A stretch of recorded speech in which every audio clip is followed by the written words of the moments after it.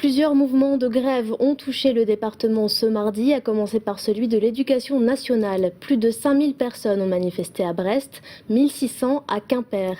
Syndicats et enseignants du public et du privé étaient dans les rues ensemble pour dénoncer les suppressions de postes dans l'enseignement. Reportage à Quimper de Sophie Lecroisier.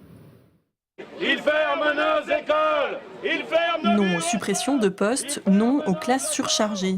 Le ras-le-bol est général dans l'éducation nationale.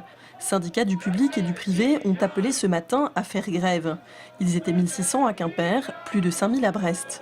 Enseignants, parents d'élèves, élèves, tous sont descendus dans la rue exprimer leur colère. C'est plus de 1300 élèves dans l'académie de Rennes pour ce qui est du second degré et c'est moins 40 emplois. Je parle d'emplois en termes de professeurs et enseignants dans le second degré. Si on ajoute à ça les suppressions de postes dans le premier degré, c'est-à-dire 75 emplois, et les suppressions de postes qu'il ne faut pas oublier de services administratifs, on est à 135 emplois retirés au budget de l'académie de Rennes. On a aussi des choses extrêmement inquiétantes en termes de disparité régionale ou territoriale. Dans le Finistère, par exemple, on sait très bien que le secteur centre, le secteur de Châteaulin, le secteur de Carhaix, sont des secteurs où la difficulté scolaire est extrêmement importante et où, singulièrement, c'est là que les emplois et les moyens sont le plus retirés. On a saboté systématiquement la maternelle en refusant d'accueillir les enfants de 2 ans à l'école maternelle.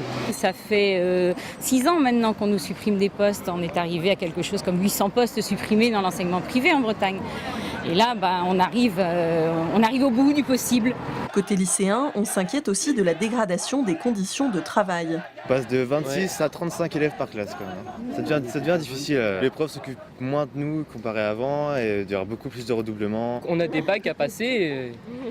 Si les profs ne sont pas dans de bonnes conditions pour enseigner, on ne peut pas apprendre. Les discours résonnent à l'unisson. Tous demandent à l'Académie de Rennes d'investir davantage pour limiter les disparités territoriales et améliorer les conditions de travail.